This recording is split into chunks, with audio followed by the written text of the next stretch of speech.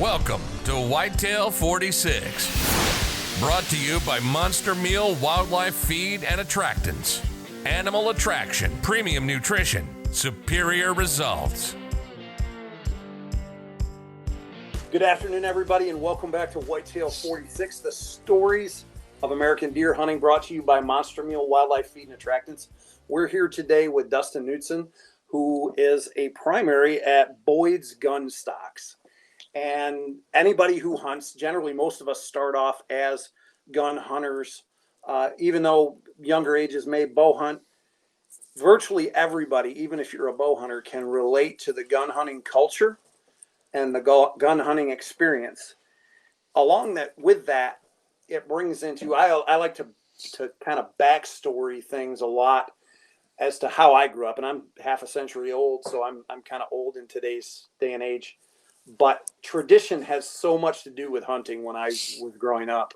And one of the traditions that we had was, I don't know anyone that killed their first deer with a brand new firearm. Usually you were using your brothers or your uncles or your granddads or anything like that. And that's one of the topics I want to discuss here today with Dustin, because Dustin owns the largest aftermarket gun stock manufacturer in the world, in Boyds Gunstocks. And we're going to start off by talking about how Dustin got involved in hunting and what hunting is to him. And we'll bring it all the way through as to why would you want to refurb a gun that by today's standards is an antique, et cetera, et cetera. So without further delay, Dustin, tell me about South Dakota.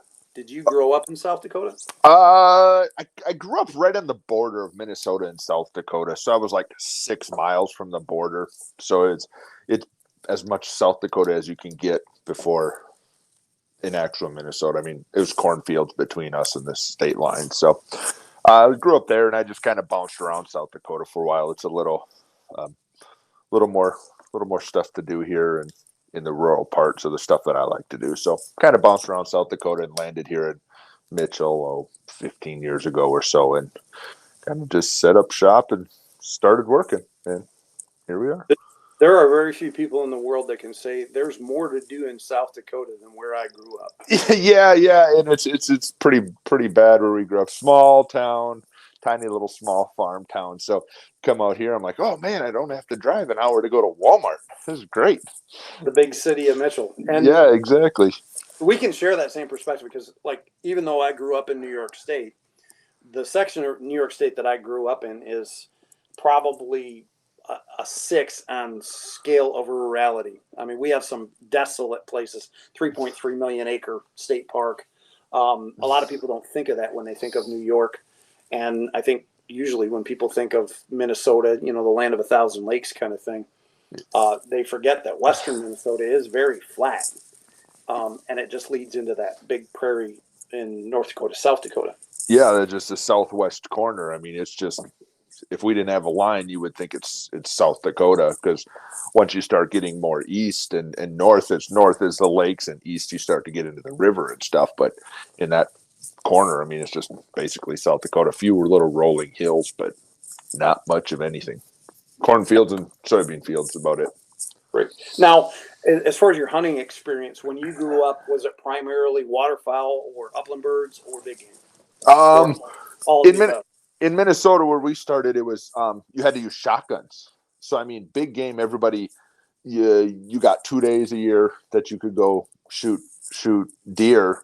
At least in our area, and you had to use shotguns, so it was generally more of a party hunt thing. So we focused a lot on upland birds and waterfowl. And when I got to be the age where I could start driving and doing my own thing, pheasant hunting was just awful. I mean, you would walk all weekend and you'd maybe kick up a bird or two.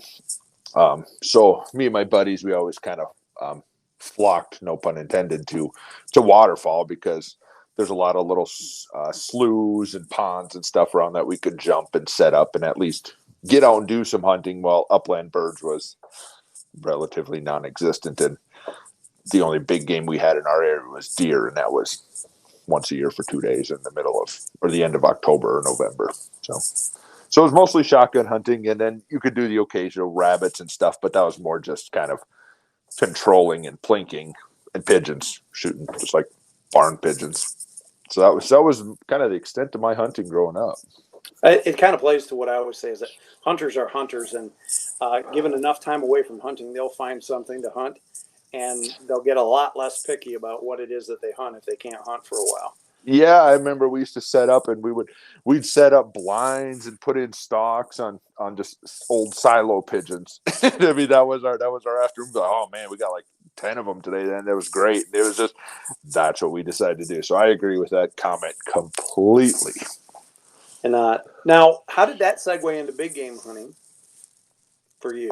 For me, I actually took a little bit of time away from it. Once I graduated high school, I kind of bounced around the state of South Dakota, going to college and trying to find my way in the world and everything. And just so I kind of put it on the back burner for 5 years or something. And it was just something that I didn't do regularly. And when I finally landed in Mitchell, started working at Boyds, it was like, oh, cool. I first started working here, just I needed a job.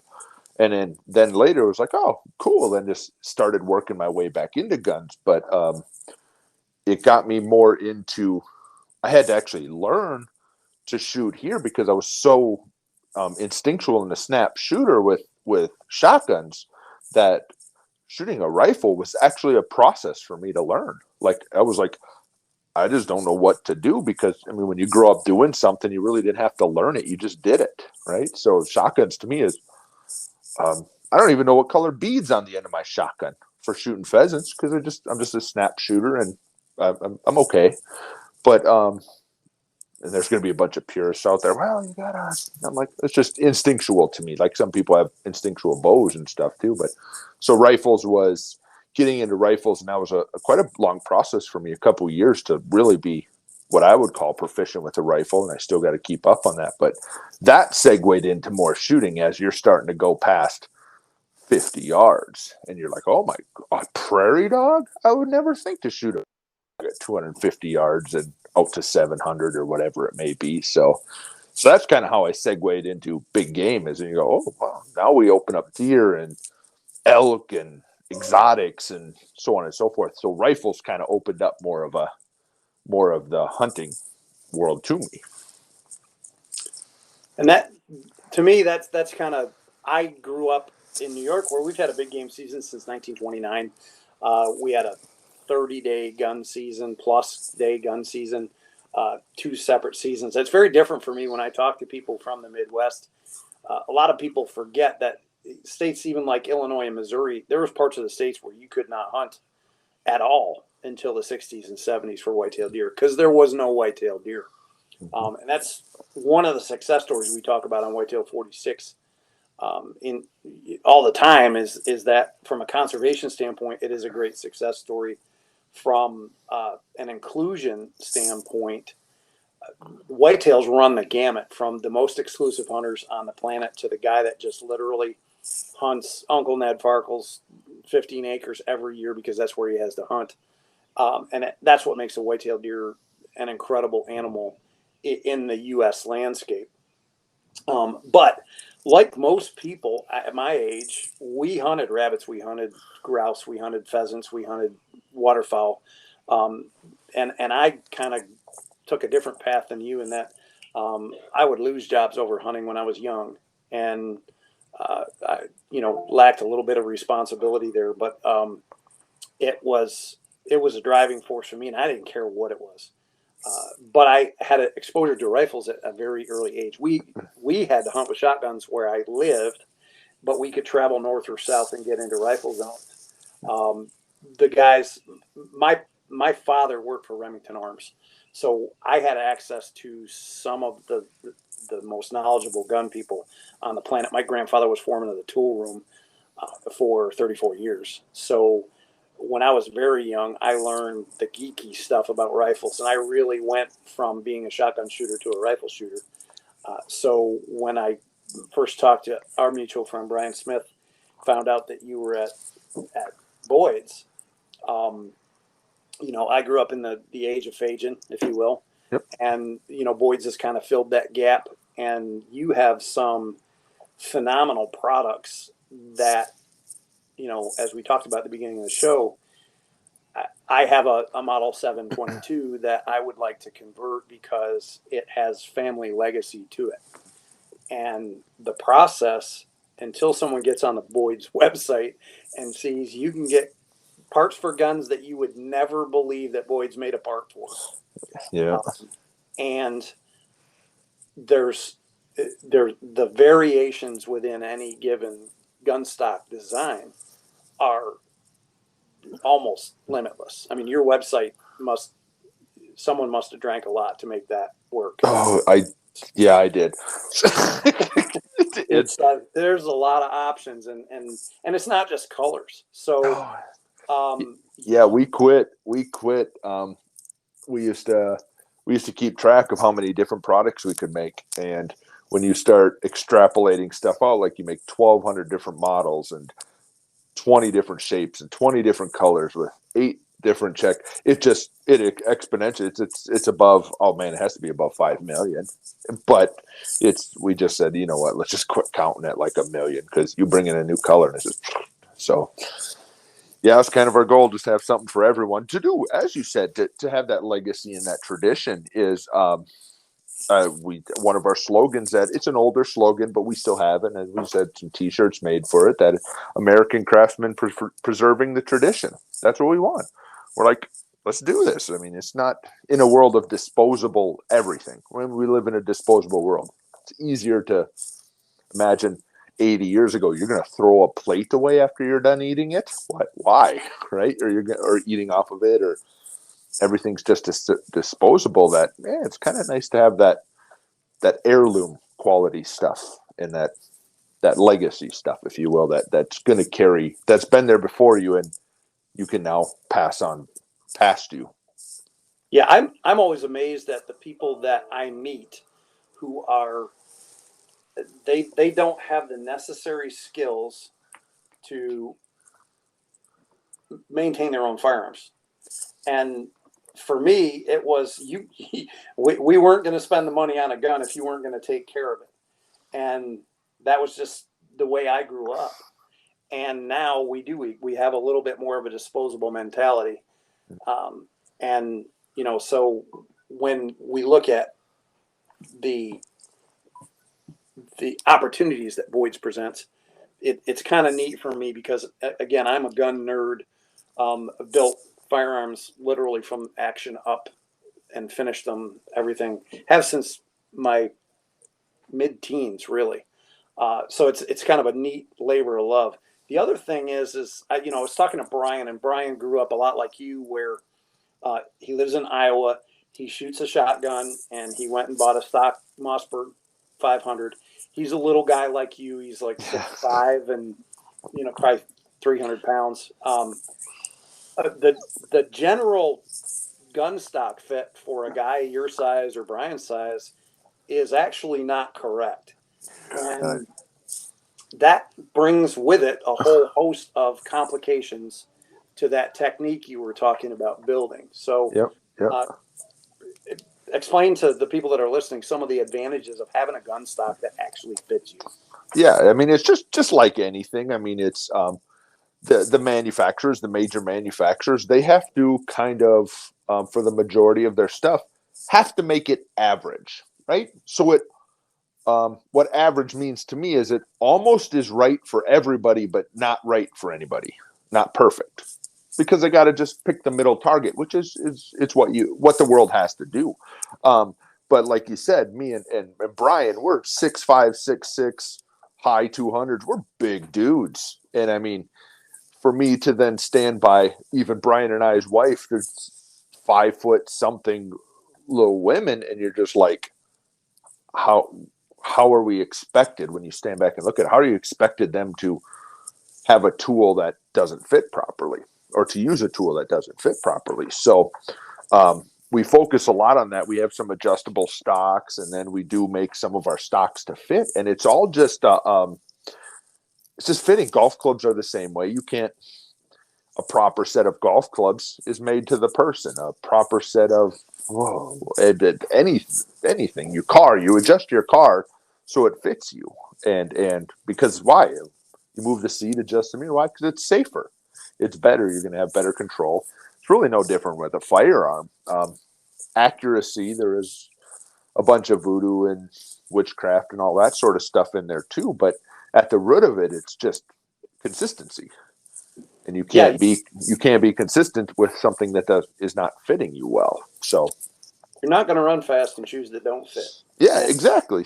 And so it's and you go back to adjustability where adjustability comes in many different forms. On the Boyds website, you can pick your own custom length of pole that you will cut a stock to that you order, and then you have products like the AT1. Yep. Which is literally user adjustable to virtually any configuration that is capable with the mechanics, right? Yeah. We kind of built that as just because getting a gun cut to your size is a little bit of a science. You have to know there's a lot of, you can't just say someone is 6 foot tall and weighs 185 pounds and make it.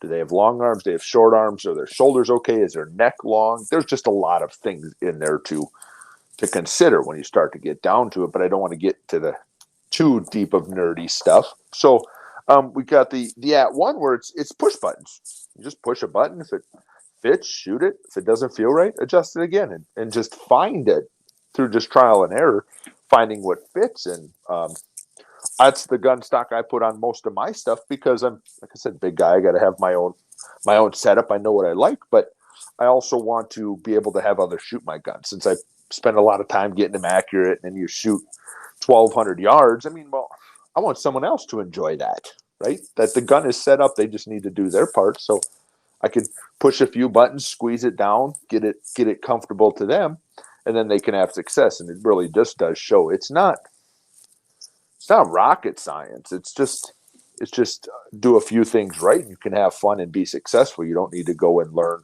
as I did, the hard way, lay in a field and shoot 4,000 rounds and learn. It's like, okay, here, we'll help you learn the important stuff at the beginning. You still have to do the large portion of it, but let's take out some of these variables that are basically unnecessary. One being, is your stock good? Like, does it fit you? And is it rigid enough to be stable? That's it. So I kind of chuckled in one of your YouTube videos. You grab a factory synthetic stock and you literally just snap it in half. Yeah, just break start it over. Yep. And that's what we do is like that. If that gun is moving, it's not going to be accurate. And if you have a stock that you can literally just break like a wishbone, well, maybe there's something that could be improved there. Yeah, there's accuracy and there's consistent accuracy, and that really makes the difference between rifles. I have I'm getting a little long in the tooth with my long range rifle skills, but I did it the same way you did, in that you had to read a book about it when I was there, or you had to meet someone who is an expert to teach you. And today it's, one of the things,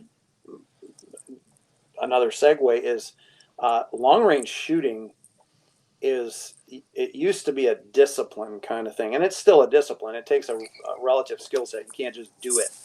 But with the information and equipment we have today, it starts to push some boundaries as far as capability.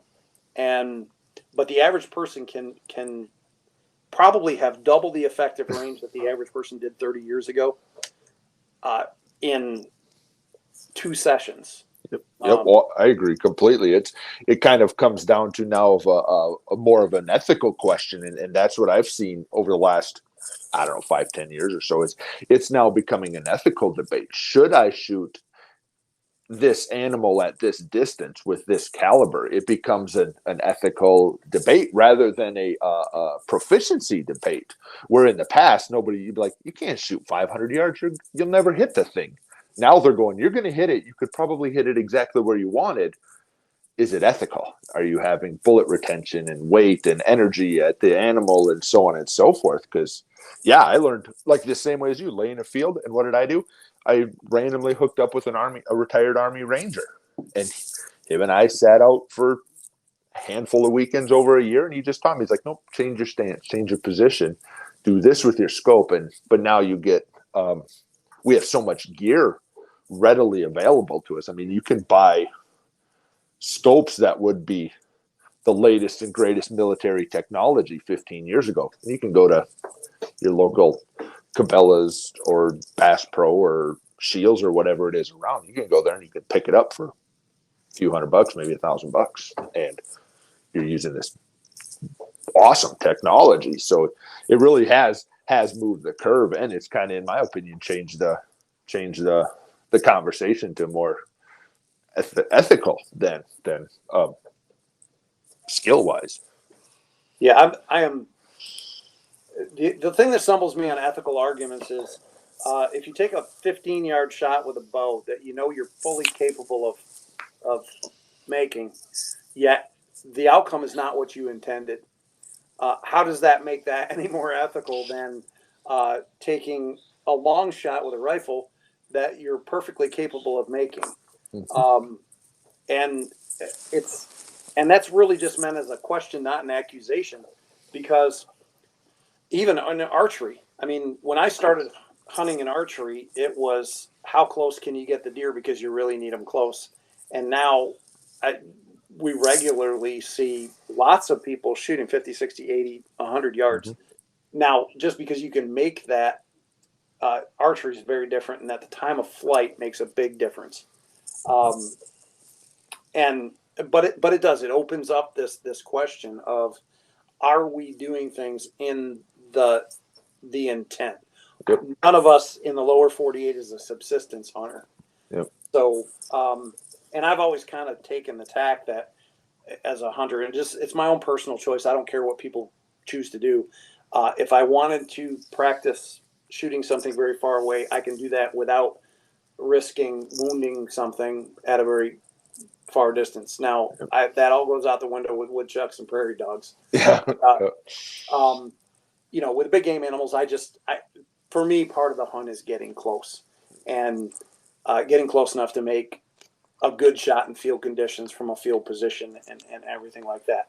Yeah, and it kind of comes down to the person and their comfortability level, which is another variable. You could have the most confident person in the world that's not a good shot, and there's a lot of things, and even that it's transitioning into the archery world. I don't remember who I was talking to or listening to, but they were talking like, what's the next evolution in archery, and that person said it's going to be kind of an ethical, because I mean, when you get these bows traveling as fast, what if they could get a bow that travels I'll just go crazy, 700 feet per second? Is it still a bow? Right? What sort of mechanisms are you going to have? Gas straws and all this stuff. And it comes down to more of an ethical thing that you're just going, is this something else, or now is this traditional thing that we've had around forever? And it's interesting. It's good that at least we as a community and in an industry and everything, at least we're talking about this stuff while we're advancing. At least we're not regressing and arguing needlessly. Yeah, well, and we're not charging headlong into it without any thought. Yep. And ending up in a situation, and I always bring it back. It's kind of a terrible analogy, but our race for nuclear capability was kind of like that. We knew we had to kind of run at that, like we had total disregard for the potential downstream of that, because of, at the end of the day, it was worth it to stop the war. But in doing so, we really created a completely different society. Yep, absolutely. The best part about that is whitetail hunting is never going to create that. Nothing in whitetail hunting is ever going to create that. No, but not at all. It's just one of those interesting. We want to talk about the stories within a story, and so now I know you are an archer as well. I'm trying. I've did the whole long range thing, and I don't necessarily long range hunt, but I like to long range shoot and be confident if there's a distance shot that I'm proficient there. And I said, well, let's change this up and let's do archery. Archery is easy. Everybody does that. Oh boy. I learned the hard way. I'm still learning, that this is a thing. I'm like, I know the basics. Make sure you have a good sight picture. Make sure you have consistency, so on and so forth. And that all just carries over from rifle. Nope. I mean, nothing more humbling when there's a deer broadside at 20 yards and you just whiff it and shoot 8 inches underneath the belly. And you're just like, well, here's what I did wrong there. I peeked and I didn't snap my hand back and all that sort of stuff. So it's been a pretty humbling learning the last couple years into the archery season. But last year I had a up for this area. We don't get huge whitetail up here, but I had a decent whitetail. He was probably 140 ish, but beautiful. Just that when you see those old pictures where the buck is standing broadside with his head turned silhouette in the back, and he was at 60 yards. And I'm standing up. I'm like, I need him at 35. And we're just sitting there looking at each other. And then my leg starts moving like a jackhammer. I was like so excited. The deer never came closer and it wandered off. But it was nice to be able to feel that adrenaline again, like a fresh-faced newbie out there hunting. So, man, I was like, oh my God, my leg just won't stop shaking. Yeah, there's when you take the mechanical process and certainty out of it, it certainly changes your demeanor. We always, in my background, said that consistency breeds confidence. When you lack consistency, your confidence goes down. When your confidence goes down, your end result becomes less consistent. And it's this vicious circle. And let's face it, the aiming process with archery is nowhere near as stable as a lot of, especially long-range position shooting, yep. Where your sight picture is not moving. So when I'm coaching people in archery, I always tell them, don't aim with the pin that moves all the time. Aim at the target that hopefully is not moving. Yep. And it's a hard thing to do because most of us want to mechanically control the process, especially much like my old coaches used to say, the best way to ruin a great shotgunner is to show them a rifle. The best way to ruin a good rifle shot that I know is to introduce them and get them addicted to archery. Because there's a certain amount of trust that you have to have in your shot process. And yeah, exactly that. I go back and I shoot. Now that we're in pheasant country here. So, I mean, we're literally in the heart of it. Best pheasant hunting in the whole States is right here. So we get to take pheasant hunting for granted. So I go out and we have people come and we take them out and everything. And the one thing that I hate is when a bird is flying straight towards me for like 5 seconds. And I'm like, dang it, I'm going to miss this bird because I'm going to pull the gun out, make sure I'm set, make sure I got the bead, follow it this, and I put this whole mechanical process into just where I'm a snap shooter. If I'm walking, that thing pops up, boom, I'm fairly good at that. But if I got to think about it, I might as well just save the shell because it's going to fly by because I'm trying to make this instinctual process to me something very mechanical, and out the window it goes. Yep. But that's, again, none of us our families are not going to starve because we're not Daniel Boone, which is a good thing some days. A very good thing some days. Yeah. So back to Whitetail 46 and just kind of the stories of hunting. What is your favorite hunt that you've ever been on? Oh, favorite hunt I've ever been on is I don't know. I would say probably I love to hunt Africa. I've been there a few times and lucky enough to been able to go and had some good hunts there. And Africa is pretty cool. And I would say buffalo in Africa is probably the most fun. Some of the other hunts I've done, you're like, that was fun. That was a riot. It is a great event, but I dream about going buffalo hunting again. That it's like, I want to go back and do that. So that's kind of the one that I like, just because you're hunting. It's hunting like you read Teddy Roosevelt in 1923, walking there in a caravan across Africa. I mean, you're in there you're so close you can smell these animals that are not pleasant in demeanor, or they can be not pleasant in demeanor. You can smell them, but you can't see them. And the world just erupts when the wind swirls and everything like that. It's just it's a bit of a rush. So that's probably my top one, only because I dream about it regularly, going, oh man, I hope I get to do that again. I hope I get to do that again. I've never experienced Africa, but everybody I know that has been to Africa has a very difficult time explaining Africa. But virtually everybody, I've never met anyone that went and said, yeah, that was okay, but I would never do it again. Yeah, there's something special being in a world where you're the anomaly, right? That you just look around, you don't know the language, you don't look like the people. Yeah, I mean, especially me, 6 foot tall, white goat with a big beard and bald head. I'm that guy in Africa at the time. So it's just something about it. And then when you see these animals that, I mean, you grow up with whitetail and even some of the like Texas exotics or whatever, you're like, oh, those are kind of crazy, but they all look the same. And then you see an animal that's just completely different. You're like, well, what the heck is that thing? So The problem with Africa is everything's a spike horn. yeah. Yeah. But Yeah.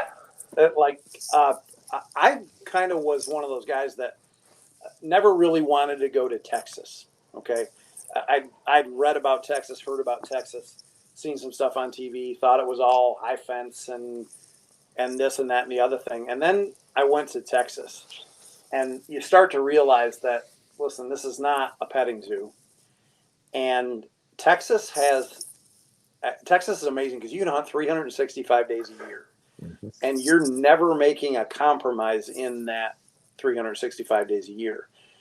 The sheer number of exotics that exist there, plus varmints, plus hogs, plus whitetail, they have elk, they have all kinds of things. Elk are actually considered an exotic in Texas, and there's no season on them. When you think about that, Texas butts right up against New Mexico. So, those desert elk can migrate right down into up there in the panhandle of Texas. So, that's what I've looked with Texas too, is I thought the same thing. I'm like, yeah, hunting high fences. Then I learned, I'm like, oh, if you want a really, really easy hunt, you can find them in Texas. If you want a really difficult hunt, you're going to find it in Texas. I mean, I'm like, you hunt, it's like, oh, this will be a quick 2-day hunt. And you're like middle of day 2 and you're like, oh no, oh no, I'm not going to get an animal, right? I'm just like, oh, this will be easy. Nope. And I found that you just got to just find the right place and the right species. I mean, some species are a little easier. Some species you got to work for, so you can still make a hunt out of it. A great hunt out of it, actually. Yeah, the toughest animal I ever tried to spot and stalk in my life was those herds of feral goats in West Texas. Yeah. I mean, and folks, when I'm talking about feral goats, I mean, they look like barnyard goats of absolutely no specific species. Where, there's aoudad too there and different kinds of exotic sheep, but these are feral goats. I mean, and they're wild. I don't know whether there's so many predators in Texas or what, but they are the trickiest animals. Usually there's 100 of them, and I was using a bow, so automatically at a disadvantage. And that was one of the toughest hunts that I've ever been on. And I've heard more people talk about aoudad, West Texas aoudad in particular, as one of the most challenging hunts that they've ever been on from an animal and terrain standpoint. So, I always try to dispel stereotypes, I bring up the fact that you're both a gun hunter and a bow hunter, and you appreciate both of them. One of the problems that I saw in my formative years of hunting was, and I was as guilty as anybody, there was a period in my life where I identified myself as a bow hunter. And I really thought that it was because when I started bow hunting, if you killed a deer with a bow, it was an accomplishment. So if you chose to hunt with a bow, therefore, you would logically, as a young man, you get a little more ego involved in it. And then you were a special hunter if you bow hunted. And as I've aged, I kind of have come full circle to, listen, if I get the opportunity to hunt, I'm going to hunt. And because it brings me back to those fun times that I had with my best friends where we didn't know what we were doing. We were just so obsessed with getting the opportunity to hunt and that it was fun just to go hunting. And I'm glad I'm there now. And I don't have to get all caught up into the techniques or the where I'm going and what I'm hunting and everything like that. Yeah, and that's great too. That's what I've liked too. Since when I'll go on some trips, I'll throw the bow into it. Or like Brian, we go to Iowa hunting, and we were there turkey hunting. And Brian's not the greatest guide in the world, but he's all right. His company is mediocre, but that we go out there, and it's nice to be able to just sit in our makeshift camp and just go, should we try to get one with a bow today? Yeah, let's go try that. Okay, we're gonna have to hunt this way. We're gonna have to set up here and move like this or whatever. Whereas if we have a shotgun, we're gonna be like, okay, let's try to do this, and it allows us to kind of just make a better hunt because we're not committed to that such a strong single discipline that it has to work just like this, and it loses some frustration because we can be like, let's go spot and stalk with a bow, right? Let's go try to just pop over a hedge and see if we can sneak up on one. And yeah, cool, because it's with a shotgun that's not as exciting, but with a bow, I'm like, there's another level of complexity. So it's nice to be able to have both those when you just say, I'm just going to go hunting, and I like it. Well, if it's any consolation, the law of averages has got to catch up to you and Brian eventually. I don't think so. But he said something about if you weren't so clumsy and didn't hurt yourself all the time, it would be a lot easier to guide you. So, well, that was a good time. I mean, another buddy that we go with, he shot a corker of a deer. I just missed Boone and Crockett. Just missed. I think it was 167.5 or something like that. So we're back at the old skinning shack, celebrating, doing what you do, just talking crap to each other, and yeah, still had my hunting boots on a wet floor and just crunched my knee, but it is what it is. I mean, I talk that hunting story more than the first time I ever hunted Iowa. And the very first morning, the first before the sun was even up, I shot a deer. I'm looking at him now in my office. Shot a deer, not a monster, not the Iowa monster, but it's by far the biggest deer I've ever shot. And I'm like, that was awesome. But this being able to get out there and go every other week, I'm like, yeah, I remember that time I broke my knee when you took me out hunting. So it's nice just to be able to do that and have those opportunities and hang out with people. Keep telling the story that you broke it while you were out hunting. We know it was in the garage. You got to fight with the door. Slipped on that mat. So. But no, that is really the essence of hunting. And the reason we started Whitetail 46 is there's a story behind every hunt, and there's a story behind every hunter, and every hunter's story is very different. And 46 stands for there's 46 states where you can legally tag a whitetail deer, and we want to talk about all those stories. And that upper Midwest story of a 2-day gun season that started with shotguns that has evolved into, Minnesota is one of the iconic whitetail destinations. South Dakota is one of the, and I hate to say this for my friends from South Dakota, but it is one of the most underrated whitetail states that I've ever been in. They have some tremendous whitetail hunting. It's a sleeper state, and it is because kind of where we are right out here, we're in the plains. I mean, you can watch your dog run away for 2 days. It's so flat here. This is tough. We have just cornfields. Our woods or our trees are basically just around houses. And they just don't hold deer, and we just don't have the genetics and everything like some of the places do right here.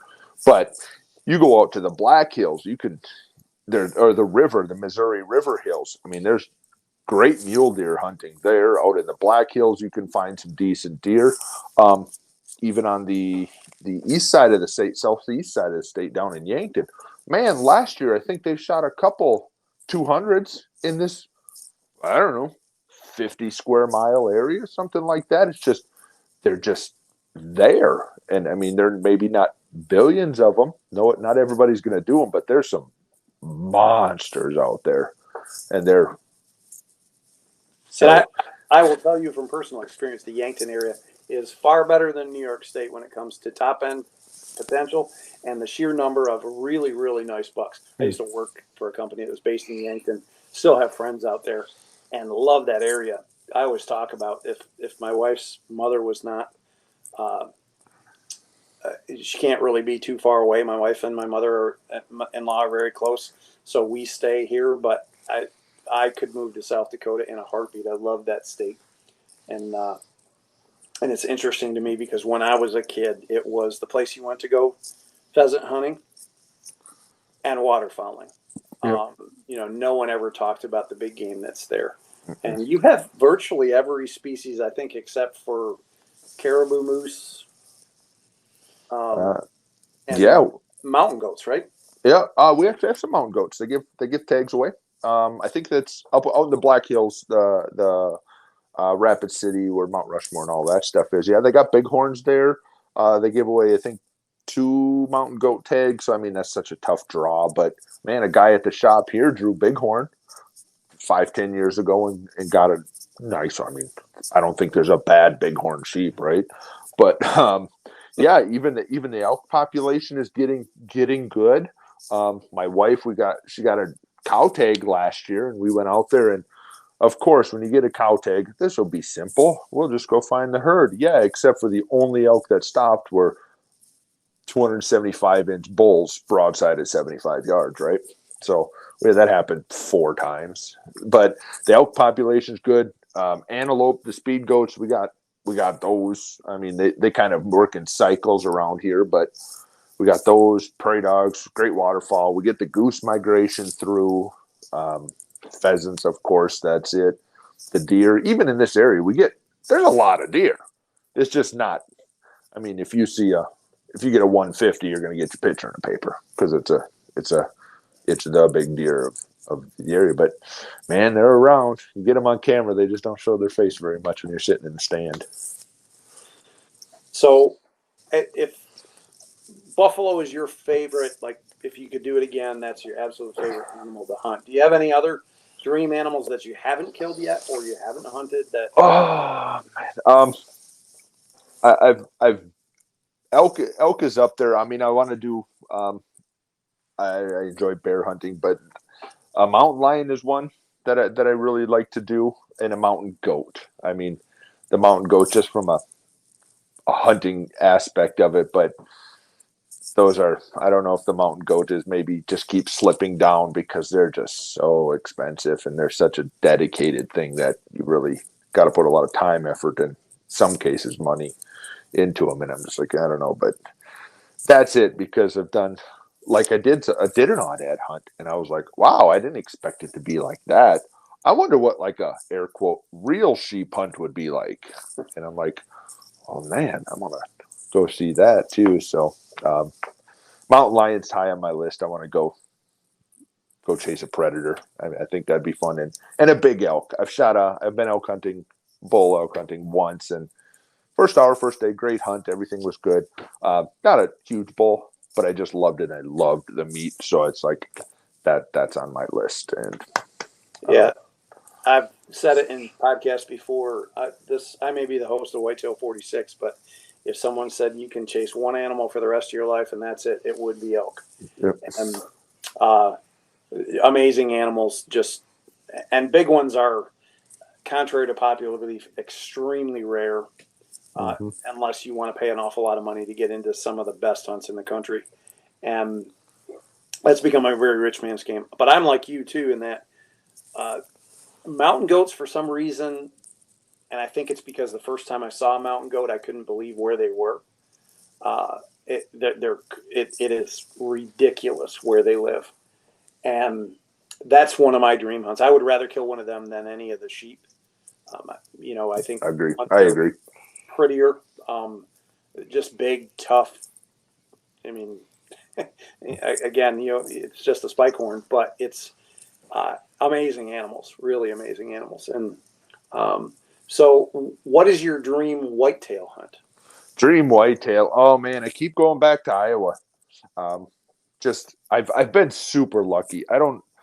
the last couple of years. So the first year they had leftover tags, like 20 of them in the zone that Brian is with. So I stayed up late one night, one of the first ones to click, and I got the fourth to last tag. And I'm like, cool.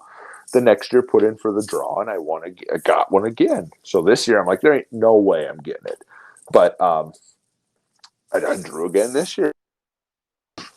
I suppose they say I don't shoot many deer there, so might as well take his money and let him come in. But that's it. It's just that Iowa bruiser. Just like that buddy of ours shot one last year at 167. I go, holy balls.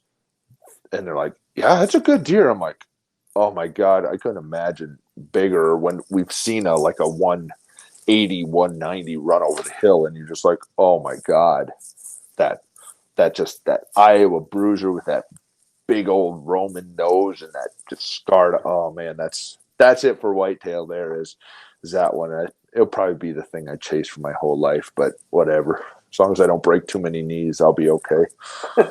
Yeah, I mean, Iowa is so special. If anyone who's never hunted there before, I think people get a little jaded when they see the television personalities on extremely well managed Iowa property and the top end that comes out and the relative ease that it comes. But I will say that Iowa, every time I sit in a tree stand in Iowa, I'm absolutely confident that the next biggest buck I've ever seen in my life could walk by. Mm-hmm. And it's the only place I've ever felt like that.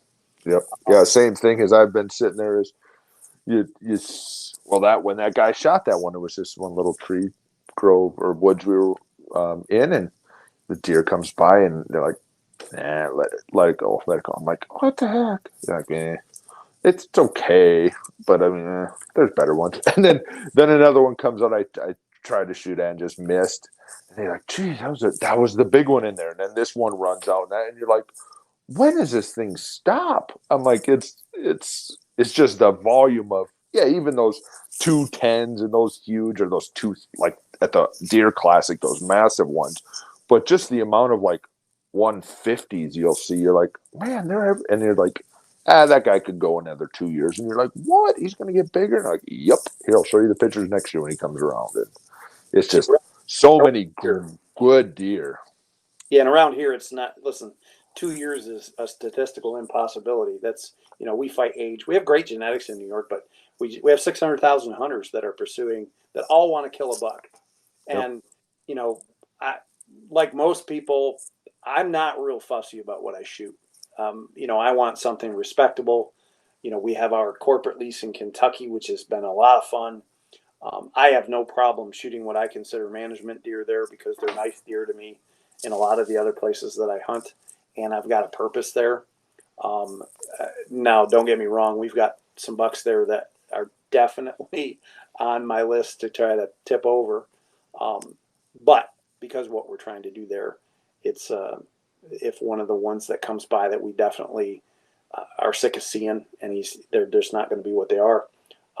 That's that. So I have the sliding scale of what I appreciate. And yeah, I'm in the same with you, is that I'm not like that 200-inch Iowa bruiser. Obviously, that's the mecca to me, right? That you're going, that's it. If I shoot that, I'm done.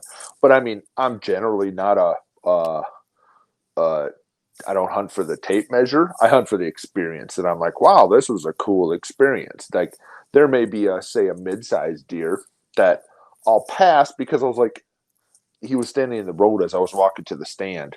Nah. And then I may shoot a smaller deer because I'm like, well, I had a couple years ago sitting in my stand with a bow, and this little 1.5 thing comes up and one horn is going down.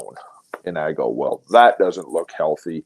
And it was just kind of a cool little hunt experience, how we just hung out. And I finally like, well, I'm just going to just take this one. It's clearly something wrong. Got hit by a car, broke its skull. So I'm glad I took it because I could utilize the meat and everything there. And I have now this weird little forked horn thing on the wall, just the skull, that I'm just like, that was a cool hunt. That's the one I tell people about. They're like, oh, look at, that's a good deer. I'm like, oh yeah, I shot that one over here. But they're like, what the heck is this?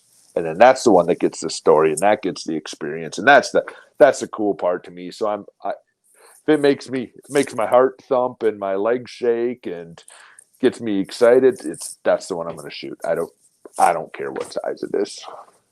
Yeah, one of the most memorable deer that I have is not on the wall or anything. It's a little 4-point rack. I actually only killed it a few years ago.